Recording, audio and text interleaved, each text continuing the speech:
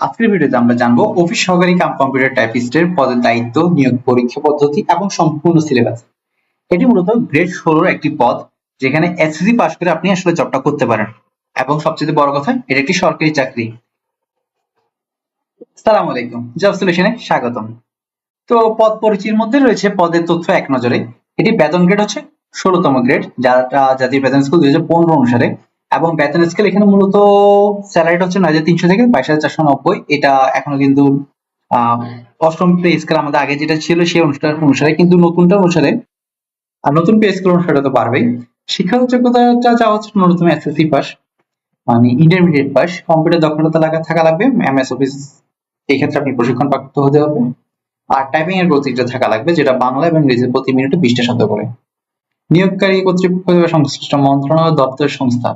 Basically আমাদের সরকারি যে জবগুলো আছে, সরকারি প্রতিষ্ঠান যেগুলো রয়েছে, মন্ত্রণালয় আছে, সচিবালয় আছে, প্রত্যেকটা জায়গায় আসলে এই পদটা রয়েছে। এবং সব জায়গায় কম বেশি এই সার্কুলারটা খুব বেশি ফ্রিকোয়েন্ট হয়ে থাকে। তো কাজের পরিধি আমরা যদি দেখি, মূল দায়িত্ব এবং কাজ সেটা হচ্ছে টাইপিং এবং ডকুমেন্ট প্রস্তুত করা, সরকারি পত্র, নোটিশ, আদেশ বাংলা ইংরেজিতে টাইপ করা, এমএস ওয়ার্ড বা এক্সেল এবং ডকুমেন্টগুলো তৈরি করা। এরপর রয়েছে ফাইল এবং রেকর্ড ব্যবস্থাপনা, যেখানে প্রশাসন ও হিসাব শাখার ফাইল সংরক্ষণ, সূচিপত্র হালনাগাদ, পত্র বিন্যাস ইত্যাদি। আর হিসাব আর্থিক কাজের মধ্যে বিল প্রস্তুত করা, ওভার টাইম ভাতা হিসাব, ঋণ সংক্রান্ত কাগজপত্র তৈরি করা ইত্যাদি। আর অফিস রক্ষণাবেক্ষণের জন্য অফিস সামগ্রী তদারকি, নিলাম, টেন্ডার, নথি উপস্থাপন, উদ্বোধনের নির্দেশিত অন্যান্য কাজগুলো করা লাগে। তো পরীক্ষা পদ্ধতি হচ্ছে বেসিক্যালি নিয়োগ পরীক্ষা যে 3টে ধাপ থাকে সাধারণত। তো প্রথমে লিখিত পরীক্ষা। লিখিত পরীক্ষা বলতে আসলে একটা এমসিকিউ টাইপ লিখিত, অর্থাৎ কোশ্চেন গুলো এমসিকিউ টাইপের হয়, বাট লিখিত ভাবে আপনার আনসার গুলো করা লাগবে। সেটা বাংলা হোক, ইংরেজি হোক, সাধারণ জ্ঞান এবং কম্পিউটার জ্ঞান, এই 5 বিষয়ের আসলে এমসিকিউ কোশ্চেন গুলো হয়ে থাকে।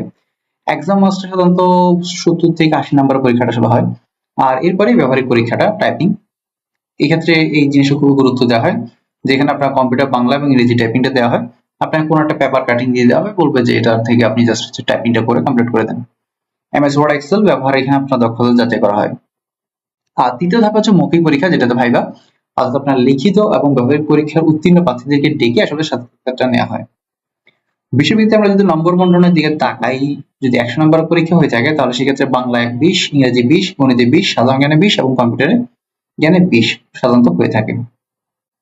আর বাংলার যে সিলেবাসটা সেটা সাধারণত হচ্ছে সন্ধি, সমাস, কারক ও বিভক্তি, বাগধারা, প্রবাদ, প্রবচন, বানান শুদ্ধিকরণ, এক কথায় প্রকাশ, সমার্থক এবং বিপরীত শব্দ, এগুলো এসে থাকে।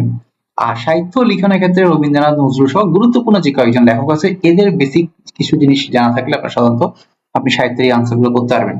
তাছাড়া গুরুত্বপূর্ণ সাহিত্যকর্ম পরিচিতি, চিঠি ও দরখাস্ত লেখা, সংক্ষিপ্ত রচনা লিখন, আর ভাষারীতি ও জ্যোতিষীনের ব্যবহার। এই ক্ষেত্রেও কিন্তু ক্লাস 9 এর যে বইটা রয়েছে গ্রামাটিক্যাল, সেই বইটা আপনাদের জন্য খুব ইফেক্টিভ।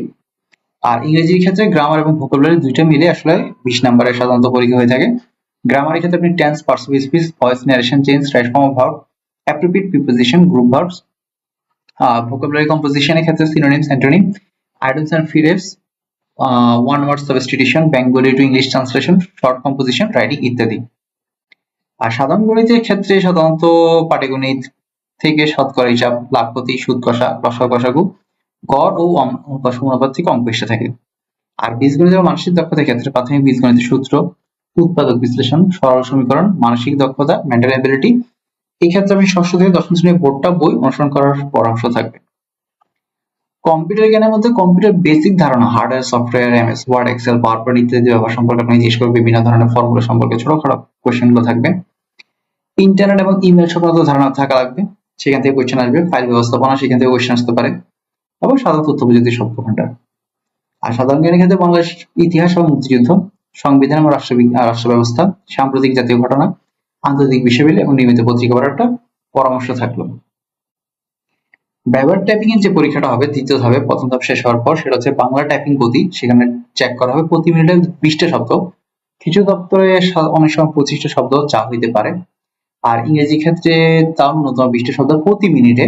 কিছু দপ্তরে সেখানে 30টা পর্যন্ত চাওয়া হইতে পারে, বিশেষ করে এটা যদি আপনার সচিবালয় হয়ে থাকে, বিশেষ করে আপনার হচ্ছে যে হ্যাঁ, এই ক্ষেত্রে এটা আপনার বেড়ে যায়। এমএস ওয়ার্ড দক্ষতা, ডকুমেন্ট ফরম্যাটিং, টেবিল তৈরি, প্রিন্ট সেটআপ, ব্যবহারিক পরীক্ষা নেওয়া হয়।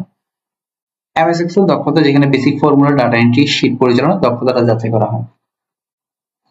তৃতীয় ধাপ যেটা মৌখিক পরীক্ষা, সেখানে হচ্ছে ভাইভাটা হচ্ছে পদের দায়িত্ব কার্যপরিধি সম্পর্কে স্পষ্ট ধারণা রাখতে হবে।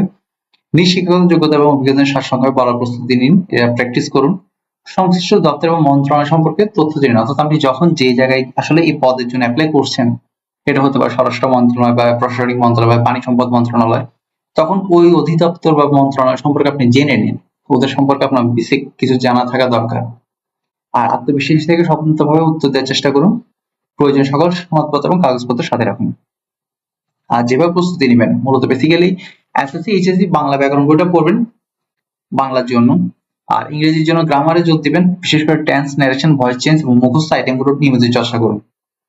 আর গণিতের ক্ষেত্রে বোর্ড বইয়ের অনুসরণ করুন, যেটা বললাম ষষ্ঠ থেকে দশম শ্রেণীর পাটিগণিত অংশগুলো বুঝে সমাধান করুন এবং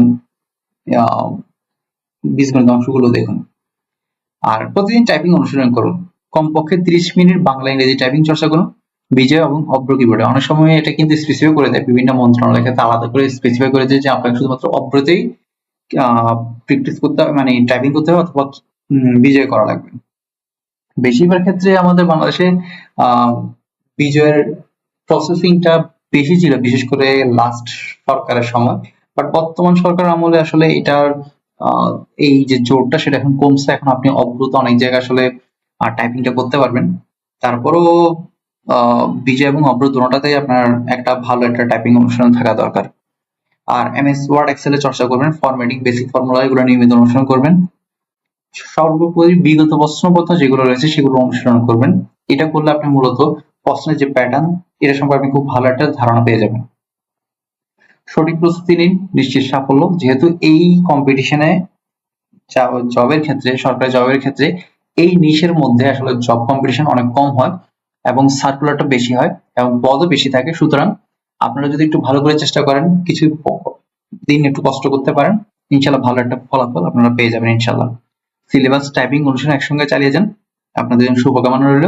দেখা হচ্ছে অন্য কোনো পরবর্তী ভিডিওতে। সালাম আলাইকুম।